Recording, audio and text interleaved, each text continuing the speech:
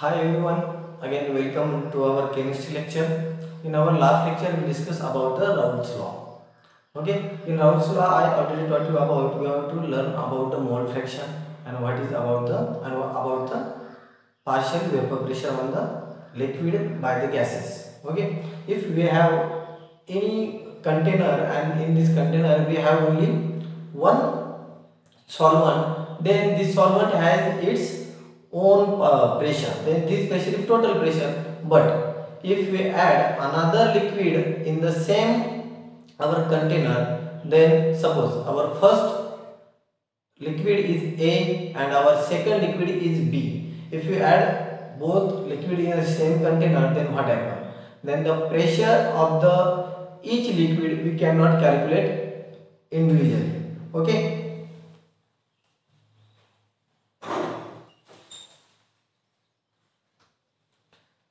Okay, what happen if you use a single container for two liquids? Then okay, suppose we have one container and a gas A or liquid A or gas A is filled in a container, then the total pressure of this container is PA. Okay, and if we add another liquid B in the same container, then what happen? Then the pressure applies by B is PB. Then total pressure is now PA plus PB. Okay, PA is nothing but the partial pressure of A and PB is nothing but the partial pressure of B. Okay, and P is our total pressure.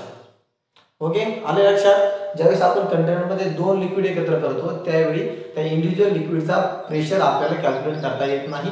त्याचा जो काही pressure असतो तो काय असतो तर partial pressure असतो. जेव्हा जेव्हा सोल्युशन मध्ये दोन पेक्षा जास्त असते त्यावेळेस त्याचा प्रेशर काय असतो पार्शियल प्रेशर असतो. ठीक आहे. Okay, today lecture we are going to discuss about the Raoult's law. What is the Raoult's law? Raoult's law is the statement for this our partial vapor pressure and the total vapor pressure. Okay, Raoult's law is nothing but the partial vapor pressure of any volatile component, partial vapor pressure of any volatile component in a solution is equal to the partial vapor vapor pressure of pure solvent multiplied by the mole fraction of it. म्हणजे काय की जर एखाद्याचा आपल्याला partial pressure find out करायचा आहे, suppose आपल्याला PA हा कॅल्क्युलेट करायचा आहे, तर तो PA कॅल्क्युलेट करण्यासाठी आता PA त्याच्यात जर सोल्युशन तयार झाले म्हणजे ते प्युअर नसणार, प्युअर सॉल्व्हेंट म्हणजे जर फक्त वॉटर असेल तर वॉटर काय आहे प्युअर आहे, मग त्या वॉटरचा जो प्रेशर असतो तो प्युअर. पण त्या वॉटर मध्ये जर आपण काही दुसरे एक मटेरियल मिक्स केलेलं आहे, सपोज काहीतरी एक असं व्होलेटाईल कंपोनंट जसं ऍसिटोन जसं त्याच्यामध्ये जर मिक्स केला असेल तर काय होणार आहे, तो जर त्याच्यामध्ये मिक्स केला तर त्याचा प्रेशर आता काय होणार आहे, pressure of water and pressure of acetone हा सेपरेट असणार आहे. पार्शियल प्रेशर ऑफ वॉटर आणि पार्शियल प्रेशर ऑफ ऍसिटोन. पण ज्या वेळेस फक्त वॉटर होतं त्यावेळेस काय होतं प्युअर प्रेशर होता, बरोबर ना, प्युअर प्रेशर ऑफ वॉटर. आणि ज्यावेळेस ते दोन्ही सेपरेट होते त्यावेळी काय होतं pure pressure of water and pure pressure of acetone. त्यानंतर सेपरेट जर असेल तर त्याला आपण काय म्हणतो प्युअर म्हणतो, कारण ते प्युअर आहे, त्याच्यामध्ये दुसरं कुठलाही मिक्सिंग नाही आहे, ते प्युअर सॉल्व्हेंट आहे. ठीक आहे. मग ज्यावेळेस आपल्याला एखाद्याचा पार्शियल प्रेशर कॅल्क्युलेट करायचा असतो, तो पार्शियल प्रेशर कसा कॅल्क्युलेट करतो तर पार्शियल प्रेशर आता हे माहिती सांगतो, partial pressure equal to pure कंडिशनला असताना म्हणजे तो एकटा सिंगल असतानाचा त्याचा pressure into mole fraction in solution. त्याचंच मोल फ्रॅक्शन त्या सोल्युशन मध्ये किती आहे त्याला आपण काय म्हणतो पार्शियल प्रेशर. ठीक आहे. काय राऊट्स लपावूया मग. Partial vapour pressure of any volatile component of solution is equal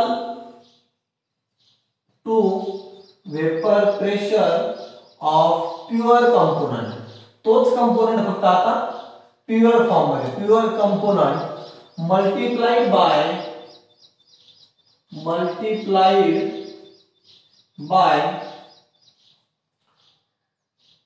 its mole fraction in solution. ठीक आहे, आले लक्षात. आता राऊंड लॉ सेट आला असा, partial vapour pressure of any volatile component of solution मध्ये एक व्होलेटाइल असणार, एक non volatile of solution is equal to vapour pressure of pure component. त्याचा जो प्युअर फॉर्म मधला कंपोनंट असेल त्याचा vapour pressure multiplied by its mole fraction in solution. Its mole fraction म्हणजे काय, आपल्याला ज्याचा पार्शियल वेपर प्रेशर कॅल्क्युलेट करायचा आहे त्याचं मोल फ्रॅक्शन. सपोज पीए चं जर आपल्याला पार्शियल वेपर प्रेशर कॅल्क्युलेट करायचं असेल तर आपल्याला मोल फ्रॅक्शन काय घ्यावं लागेल, एक्सए आठवलंय मोल फ्रॅक्शन, एक्स ने झीटा येतो, झीटा ए झीटा बी. आपण मोल फ्रॅक्शन शिकलो होतो ऑलरेडी 11th स्टँडर्ड मध्ये. मोल फ्रॅक्शन म्हणजे काय असतं, मोल फ्रॅक्शन हा रेशो असतो कशाची, त्या सोल्युशन मध्ये ज्याचा मोल फ्रॅक्शन काढायचा असेल त्याचे सोल्यूटचे पार्टिकल अपॉन टोटल सोल्यूटचे पार्टिकल, त्या सॉल्व्हंट प्लस सोल्यूट. ठीक आहे, वरती काय असतं फक्त ज्याचं काढायचं त्याच, आणि खाली काय पूर्ण सोल्युशनचे पार्टिकल, त्याला काय म्हणतो आपण मोल फ्रॅक्शन.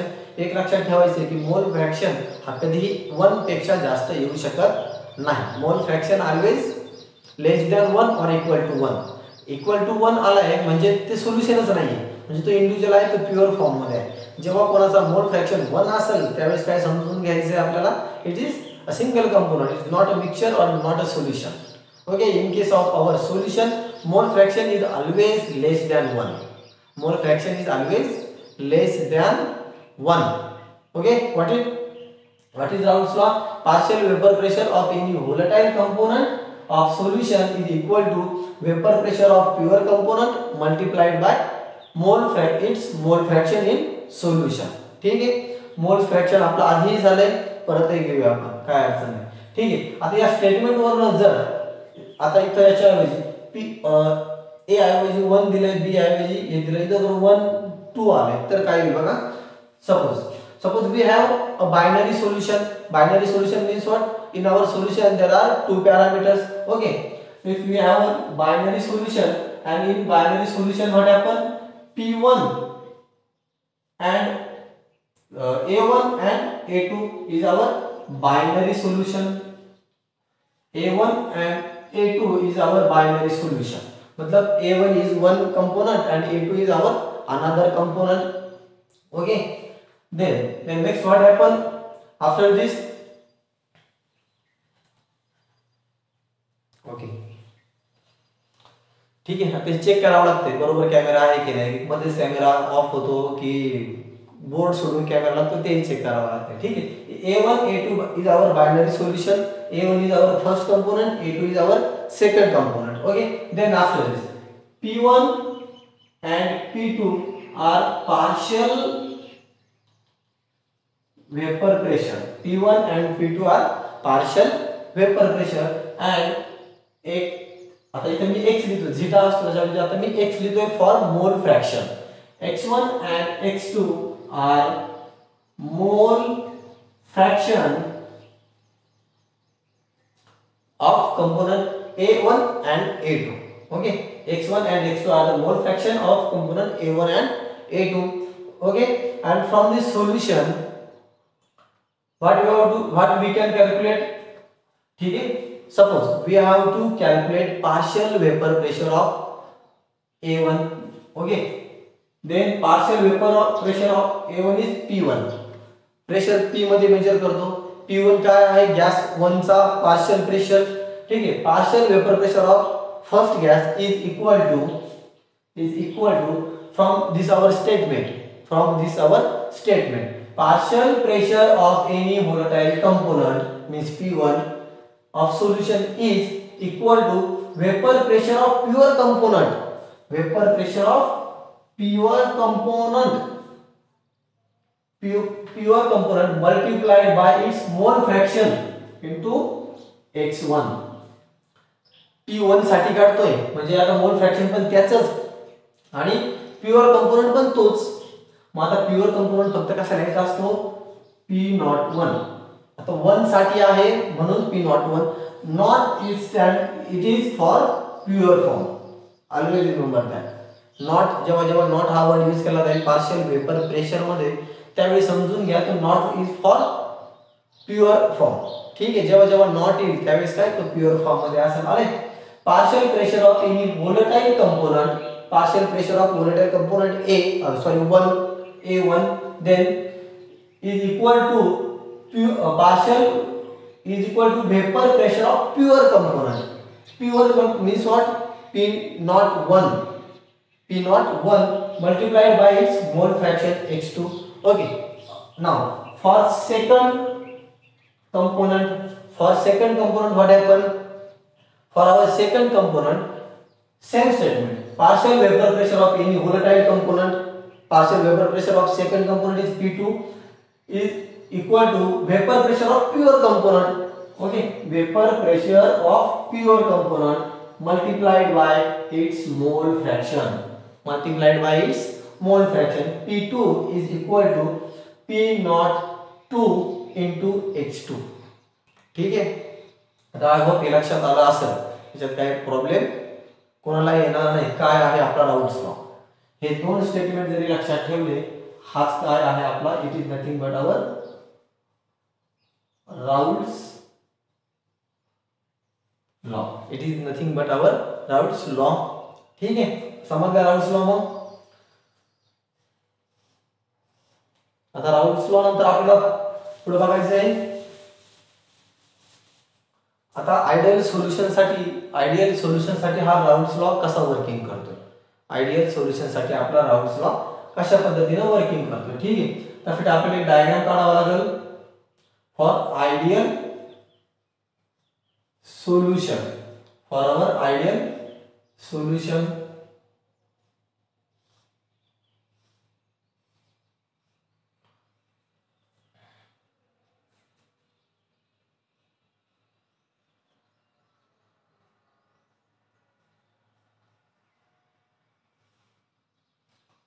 ठीक है. It is our H2 means what? Our mole fraction ह्या डायरेक्शन ला इंक्रीज होत जात आहे आणि it is our vapour pressure. इथं आहे आपला P01, इथं आहे आपला P02 आणि it is our P total is always equal to P1 plus P2. हे विसरायचं नाही. P total is always equal to मतलब total pressure of solution is always equal to the partial pressure of its component. त्याच्या आतमध्ये जेवढे काही components असतील त्या सगळ्यांचा पार्शियल प्रेशरचा वेपर प्रेशरचा आपल्याला समेशन करावं लागतं. तेव्हा आपल्याला काय मिळेल total pressure of our solution. Okay. Then here some range of x1 and here some range of x2. Okay, x1 ची रेंज असते 0 to 1 and x2 ची रेंज also 0 to 1. त्याच्यामध्ये काही चेंज होणार नाही. x1 0 to 1 and x2 also 0 to 1. Sorry था ना उलट होईल. 1 to 0 होईल. 1 to 0. ठीक. x here on x axis a mole fraction and on our y axis is vapor pressure. In your book also this figure is given but you cannot find the proper meaning of this figure. Okay. आता आपल्याला काय करायचं आहे त्यासाठी एखादे equation derive करणार आहोत. ते इक्वेशन कसं करणार आपण बघा. Equation P1 plus P2 equal to काय असणार टोटल प्रेशर. ठीक आहे. आता टोटल प्रेशर म्हणजे P इज इक्वल टू लिहिताना थोडं उलट झालं समजून घ्या. P equal to P1 plus P2. आता चेक करा P1 ची व्हॅल्यू काय आहे. What is the actual value of the P1 from this equation. Okay. Can I write here value of P1? P equal to P1. What is value of P1? P01 x1 plus what is value of P2? Value of P2 P02 x2. But mole fraction is always equal to summation of mole fraction is always equal to 1. Means what? x1 plus x2 is always equal to 1. x1 plus x2 is always equal to 1. Right लक्षात x1 plus x2 मोल fraction म्हणजे अर्धा अर्धा आणि एकच होणार. ठीक आहे, मोल फ्रॅक्शन एक पेक्षा जास्त कधीच येणार नाही. मग इथं जर x1 ची व्हॅल्यू कॅल्क्युलेट केली तर काय येईल 1 minus x2 1 minus x2. हे सगळ्यांना पटतंय. मोल फ्रॅक्शन म्हणजे काय असतंय बघा x1 upon x1 plus x2 हे झाले x1. ठीक आहे, आता x2 चं काय असेल x2 upon x1 plus x2. आता याचा आन्सर ऑलवेज काय असणार, याचा आन्सर 1च येणार ना. आले की आपण काय करतो नंबर ऑफ मोल्स येतो ना n1 plus n2 upon n1 plus n2. त्याच्यामुळे मोल फ्रॅक्शन ऑलवेज काय येणार आहे त्याची समेशन, मोल फ्रॅक्शनची समेशन ऑलवेज 1च येते. आता ही व्हॅल्यू मी इथं पुट करतोय. ठीक आहे, आता ही इक्वेशन वन इथं पुट करतो. काय होईल मग p इक्वल टू काय येईल मग आता इथं x1 ची व्हॅल्यू काय येईल p नॉट 1 x1 च्या ऐवजी काय देणार 1 minus x2 plus p naught 2 x2.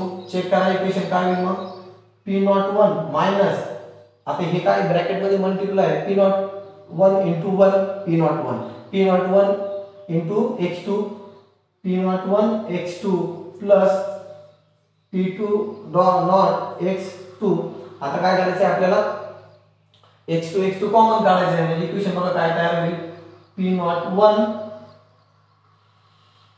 plus p naught 2 minus p not 1 into x2. हे काय होतं आपले फायनल इक्वेशन तयार होतंय. बघा इथं मी प्लस केले, तुम्हाला डाऊट आला असेल इथं मायनस आहे इथं प्लस आहे पण इथलं साइन चेंज केले मी त्यासाठी p2 minus p1 केले इथं त्यासाठी म्हणून ते घेतलं इथं प्लस साइन घेतलं. आले लक्षात. मग आता p1 काय आहे मायनस आहे p1 मायनसच आहे, p2 प्लस आहे p2 प्लसच आहे. फक्त कन्वर्जन करून घेतले प्रॉपर दिसावा यासाठी. हे आपल्याला काय आहे जास्त फायद्याचं आहे, याच्याकडे आपल्याला लक्ष द्यायचं आहे. ठीक आहे, आले लक्षात. मग यानंतर आपण काय करूया त्याच्यावर काही कंडिशन्स आहेत त्या कंडिशन आपण सॅटिस्फाईड होत आहे की नाही ते एकदा चेक करून घेऊया. बघूया काय त्याच्या कंडिशन्स आहेत.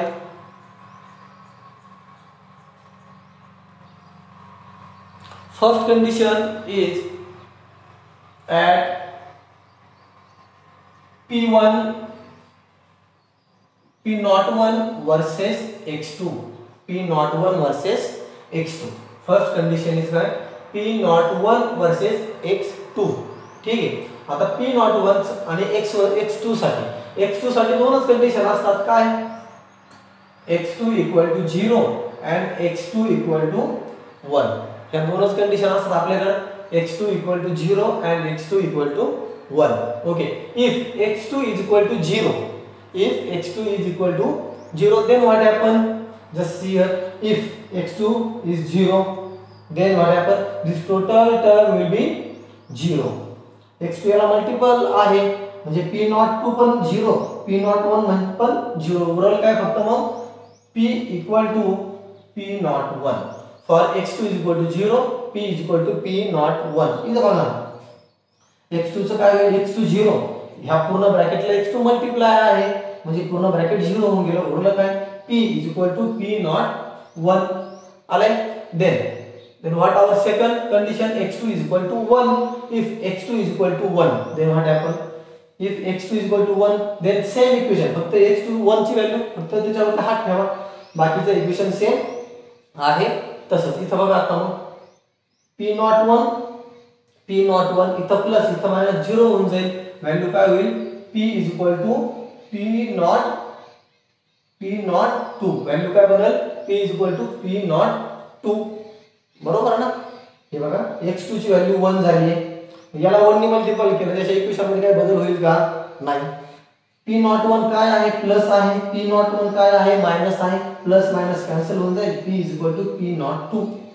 आले. x2 च्या व्हॅल्यू जर चेंज केला तर हा चेंज आपल्याला पाहायला मिळेल.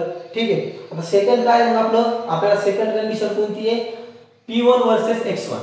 काय आहे P1 वर्सेस x1.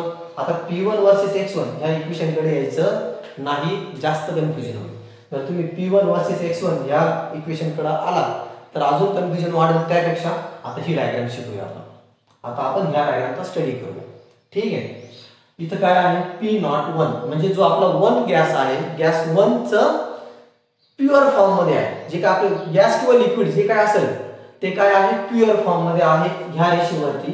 आणि P02 म्हणजे ह्या रेषेवरती काय आहे आपलं सेकंड जे काही लिक्विड आहे, सेकंड जो काही गॅस आहे तो प्युअर फॉर्म मध्ये आहे. ठीक आहे.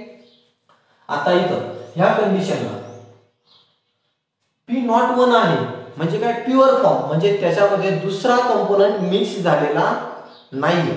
म्हणजे त्याच्यामध्ये दुसरा कंपोनंट मिक्स झालेला नाहीये. म्हणजे इथं मोल फ्रॅक्शन काय असेल x1 चं 1 येईल. कारण दुसरा कंपोनंट काय आहे 0 आहे. दुसरा कंपोनंट 0 म्हणजे x1 1. बघा x1 + x2 इथं आता 1 चा प्युअर फॉर्म दाखवतोय. नॉट म्हणजे प्युअर फॉर्म. प्युअर फॉर्म म्हणजे काय की ज्याच्यामध्ये दुसरं कसलंही ऍडिशन नाहीये, कशाचे मिक्सिंग नाहीये, दुसऱ्या बरोबर सोल्युशन नाहीये, एकटाच आहे. एकटाच आहे तर मोल फ्रॅक्शन त्याच्या एकट्याचंच 1 येणार. म्हणजे इथं काय आहे ह्या पोझिशनला x1 = 1. ह्या पोझिशनला काय आहे x1 = 1.